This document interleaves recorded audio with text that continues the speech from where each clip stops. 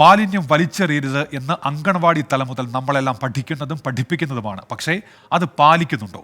തെറ്റ് കണ്ടെത്തിയാലും അതിനെതിരെ നടപടി സ്വീകരിക്കുന്നുണ്ടോ? പറഞ്ഞു വരുന്നത് കോട്ടയത്തുകാരുടെ ദുരിതത്തെ പറ്റിയാണ്. പത്രപേപ്പർ നിർമ്മാണ ഫാക്ടറിയായ കേരള പേപ്പർ പ്രൊഡക്ട്സ് ലിമിറ്റഡിൽ നിന്ന് രാസമാലിന്യങ്ങൾ അടക്കം പുറന്തള്ളുന്നത് പ്രദേശവാസികൾക്ക് ദുരിതമാകുന്നു.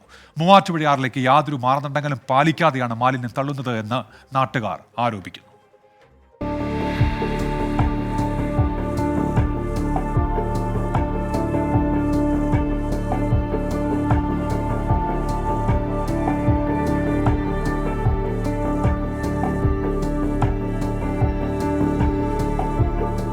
നഷ്ടത്തെ തുടർന്ന് കൂപ്പുകുത്തിയ HNL സംസ്ഥാന സർക്കാർ ലേലത്തിൽ പിടിച്ചാണ് കേരള പേപ്പർ പ്രോഡക്റ്റ് ലിമിറ്റഡ് എന്ന പേരിൽ പുതിയ കമ്പനി തുടങ്ങിയത്.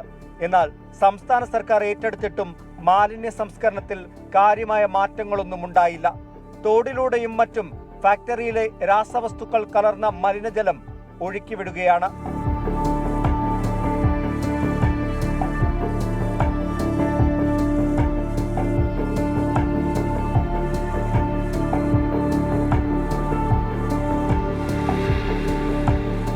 ഫാക്ടറികളിൽ നിന്നും മാലിന്യം പുറന്തള്ളാൻ വ്യക്തമായ മാനദണ്ഡം നമ്മുടെ നാട്ടിലുണ്ട്.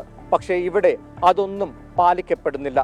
തുറസ്സായ സ്ഥലത്തേക്ക് മാലിന്യം തുറന്നു വിടുന്നതിലൂടെ വലിയ ആരോഗ്യ പ്രശ്നങ്ങളും ഈ പ്രദേശത്ത് ഉണ്ടാകുന്നുണ്ട്. ആദ്യം ഇവിടെ ഹൈഡ്രജൻ പെറോക്സൈഡ് എന്ന് പറഞ്ഞൊരു രാസവസ്തു ഉപയോഗിച്ചിട്ടാണ് ക്ലീനിങ് പ്രോസസ് നടത്തിയിരുന്നത്.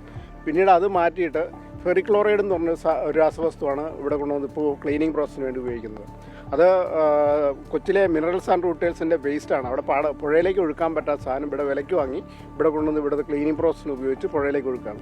അത് ഇവിടെ ആവശ്യമുള്ളതിൽ എക്സസ് എമൗണ്ട് ഇവിടെ കൊണ്ടുവന്ന് ഇവിടെ പുഴയിലെ വെള്ളം കൂടി ചേർത്ത് ഈ അനധികൃത റൂട്ടിലൂടെ പുറത്തേക്ക് ഒഴുകുന്നുണ്ട്. മൂവാറ്റുപുഴ ആറിലേക്കാണ് ഈ മലിനജലം ഒഴുകിയെത്തുന്നത്. നേരിട്ട് പൈപ്പുകൾ പുഴയിലേക്ക് സ്ഥാപിച്ചിട്ടുണ്ട്. കൂടാതെ ചെറിയ ചെറിയ ചാലുകളിലൂടെയും മലിനജലം പുറത്തുവിടുന്നു. പ്രദേശത്തെ ശുദ്ധജല ലഭ്യതയ്ക്കും ഇത് തിരിച്ചടിയായിട്ടുണ്ട്.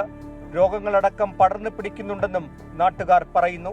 അപ്പോൾ പുഴയുടെ നടുക്ക് പോയിക്കൊണ്ടിരുന്ന കാരണം ആൾക്കാർ അത്ര അങ്ങ് ശ്രദ്ധിക്കുന്നില്ലായിരുന്നു.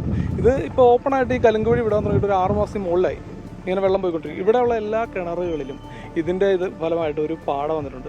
നമുക്കത് ജസ്റ്റ് നോക്കിയാൽ അറിയാൻ പറ്റും. പ്രതിഷേധമുയരുമ്പോൾ മലിനജലം ഒഴുക്കിവിടുന്നത് കമ്പനി നിർത്തിവെക്കും. എല്ലാം ശരിയാക്കുമെന്ന് ഉറപ്പു നൽകും. എന്നാൽ മഴ പെയ്യുന്ന സമയങ്ങളിൽ വീണ്ടും മലിനജലം തുറന്നുവിടും. പ്രശ്നം രൂക്ഷമായതോടെ മലിനീകരണ നിയന്ത്രണ ബോർഡിനടക്കം പരാതി നൽകാൻ തയ്യാറെടുക്കുകയാണ് നാട്ടുകാർ. Toby Johnson, 24 Kottayam. പൊതുജനം കഴുതയല്ല സാർ. അപ്പോൾ ഈ നടപടിക്കെതിരെ പ്രതിഷേധമുയരുന്ന സമയത്ത് മലിനജലം ഒഴുക്കിവിടുന്നത് നിർത്തിവെക്കുകയാണ് കമ്പനിയുടെ പതിവ്. എല്ലാം ശരിയാക്കാമെന്ന് ഉറപ്പു നൽകും. മഴ പെയ്യുമ്പോഴാകട്ടെ വീണ്ടും പഴയപടി മാലിന്യം തുറന്നുവിടും. നാട്ടുകാർക്ക് പറയാനുള്ളത് കേൾക്കാം.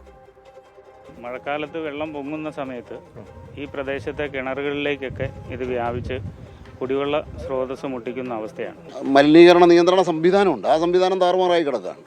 അവിടെ ഒന്നും ശുദ്ധീകരിക്കാതെ പുറത്തേക്ക് തള്ളിവിടുന്നത് കൊണ്ട് ആരോഗ്യ പ്രശ്നം മാത്രമല്ല, ജനങ്ങൾക്ക് വല്ലാത്ത പ്രശ്നങ്ങളുണ്ട്. ഏത് ഭാഗത്തു കൂടിയാണ് ഒഴുകി വരുന്നതെന്ന് നമുക്ക് കണ്ടുപിടിക്കാൻ കഴിഞ്ഞില്ല. കാരണം കുറേ പ്രദേശങ്ങളെല്ലാം കാട് പിടിച്ച് കുറേ കാലം കമ്പനി പ്രവർത്തിക്കാതെ കിടന്നുകൊണ്ട് നമുക്ക് അത്തരം ആ മേഖലയിലൊന്നും കയറി പരിശോധിക്കാൻ പറ്റും. സംസ്ഥാന സർക്കാർ ഏറ്റെടുത്തതിന് ശേഷം KPPL ആയതിനു ശേഷം ഒരു ശുചീകരണ പ്രവർത്തനവും നടത്താതെ വെള്ളം യാതൊരു മര്യാദയും ഇല്ലാതെ മൂവാറ്റുപുഴ ആറ്റിലേക്ക് ഒഴുക്കി വിടുകയാണ്.